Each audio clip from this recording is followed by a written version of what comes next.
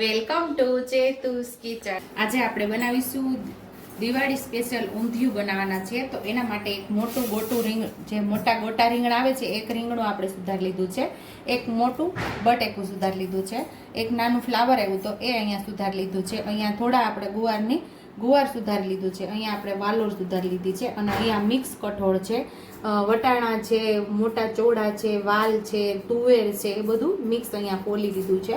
એ 250 ગ્રામ જેટલું હતું એ બધું મિક્સમાં લાવી તે એ બધું ફોલીને અહીંયા લીધું છે।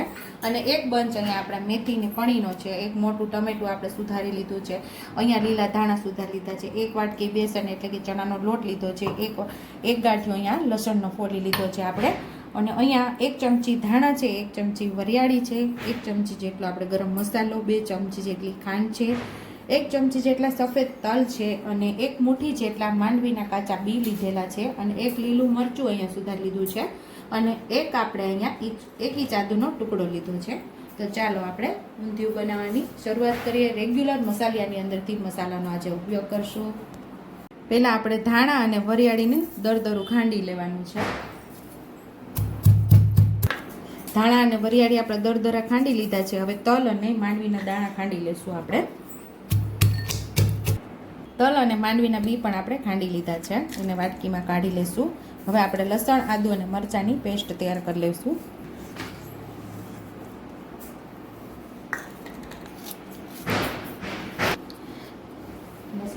આદુ, લસણ અને મરચાંની આપણે પેસ્ટ તૈયાર કરી લઈશું।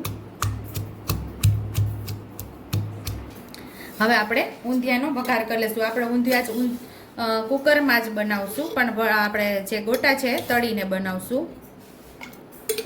તો ઊંધિયામાં થોડું આગળ પડતું તેલ હોય છે, તો નાના 3 ચમચા આપણે તેલ ઉમેરેલું છે। આપણું તેલ સરસ ગરમ થઈ ગયું છે, તો આપણે ખડા મસાલા ઉમેરશું। એક ચકરી ફૂલ છે, 4 લવિંગ ને તજનો ટુકડો ઉમેરેલો છે, એક તમાલપત્ર ઉમેરશું, 2 સૂકા મરચાં ઉમેરશું, અડધી ચમચી જેટલું આપણે જીરું ઉમેરશું, અને જે વરિયાળી ને ધાણા ખાંડેલા એ ઉમેરી દેશું।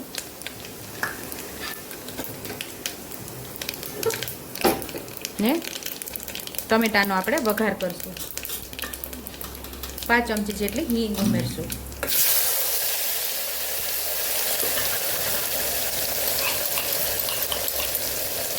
આદુ, મરચાં અને લસણની જે પેસ્ટ તૈયાર કરેલી એ ઉમેરી દઈશું।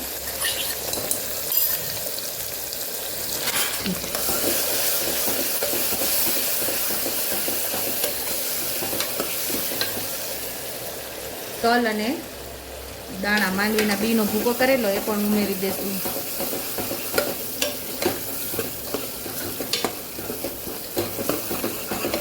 આપણે કાચા માંડવીના બી લીધેલા એટલે આપણે આની અંદર વઘારમાં ઉમેરી દઈએ તો સરસ સતળાઈ જશે, એનો સ્વાદ બહુ મસ્ત એવો આવશે આપણા શાકની અંદર।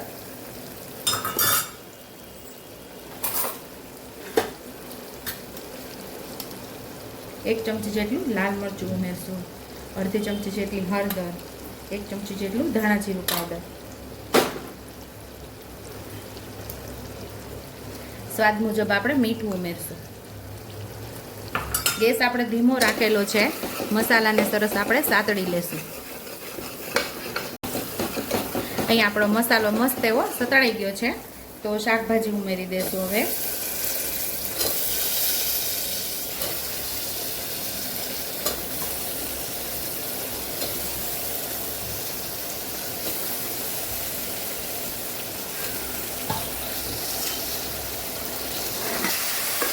મસાલાને સરસ આપણે શાકભાજી સાથે સાતળી લેવાનું છે। મસાલાથી કોટ થઈ જવું જોઈએ આપણું બધું શાકભાજી।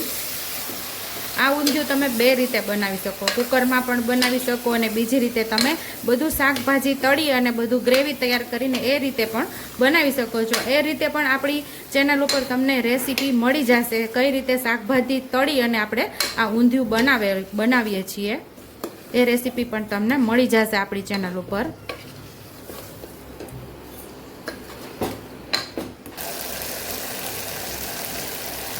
અડધી ચમચી જેટલો ગરમ મસાલો ઉમેરશું। અહીંયા શાક ચડશે એટલું પાણી ઉમેરી અને 2 સીટી કરી લેશું।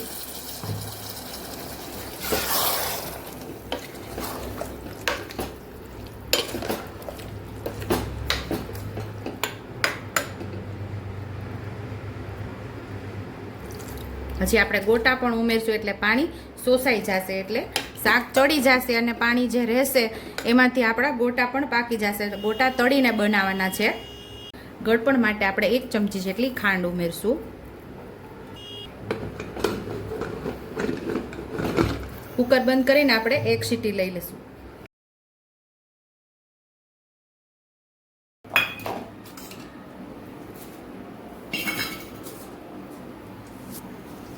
એક વાટકી જે લીલા ધાણા લીધેલા એ પણ આપણે લઈ લઈશું.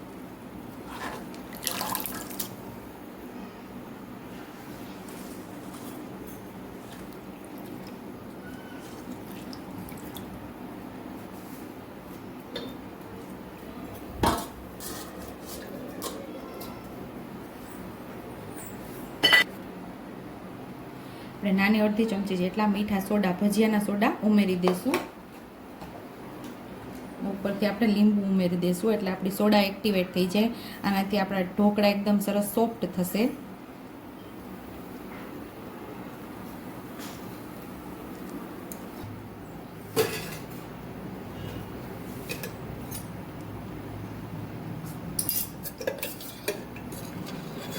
તેથી 3 ચમચી જેટલું આપણે મોણ ઉમેરશું.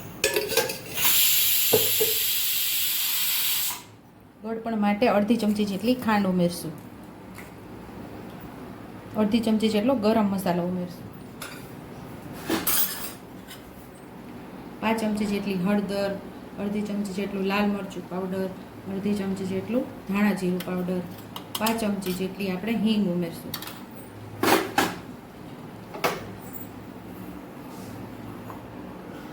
સ્વાદ મુજબ આપણે મીઠું ઉમેરશું.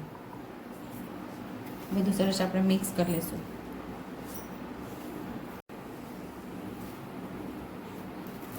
થોડું થોડું પાણી ઉમેરી અને કઠણ પણ નહીં ને ઢીલો પણ નહીં એવો આપણે ઢોકળાનો લોટ બાંધી લેવાનો છે, એટલે કે મુઠિયાનો. આમાં બહુ પાણી ઉમેરે જાય તો લોટ ઢીલો પણ થઈ જાય. જરૂરિયાત મુજબ આપણે પાણી ઉમેરવાનું.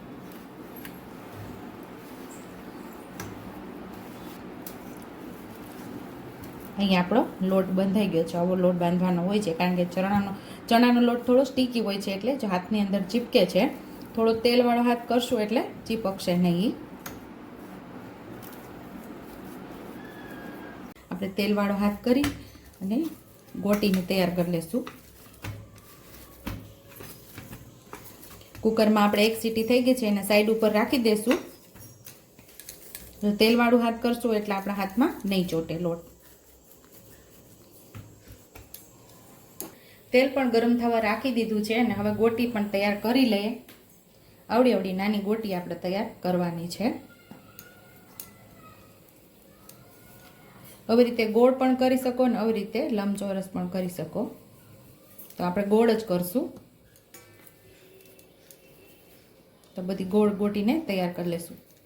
અહીંયા આપણે સાઈડ ઉપર તેલ પણ ગરમ રાખી દીધું હતું અને ગોટી પણ વાળતા હતા. ગોટી વળી ગઈ છે. થોડો લોટ ઉમેરીને જોઈ લઈએ આપણે. તો અહીંયા તેલ સરસ આપણું ગરમ થઈ ગયું છે. તો હવે ગોટીને આપણે તળી લેશું.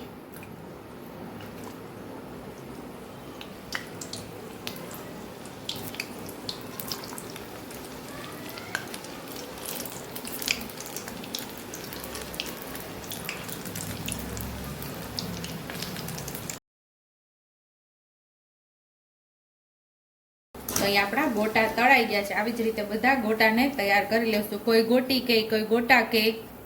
તો અહીંયા આપણા ગોટા તૈયાર થઈ ગયા છે. તો એમ સેમ એ જ રીતે બીજા ગોટાને પણ આપણે તળી લેવાના છે.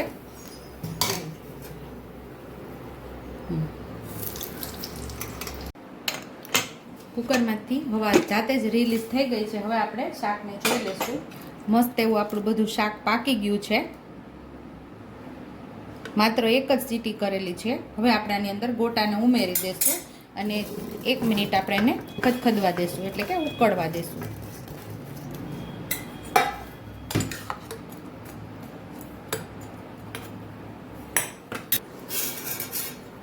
આપણે ઢાંકણું બંધ નથી કરવાનું, આમ જ આપણે એને ઉકળવા દેવાનું છે. કારણ કે આપણે ગોટાને પકાવી લીધા છે. સહેજ જ એવા કાચા રાખેલા છે, એટલે ઉકળશે એટલે પાકી જશે. એટલે આપણું ઊંધિયું ટેસ્ટી એવું તૈયાર થઈ જશે. અહીંયા આપણું ઊંધિયું 1 મિનિટથી ઉકળે છે, એટલે ગોટા ઉમેરીને 1 મિનિટથી આપણે ઉકાળીએ છીએ તો મસ્ત એવું ઉકળી ગયું છે.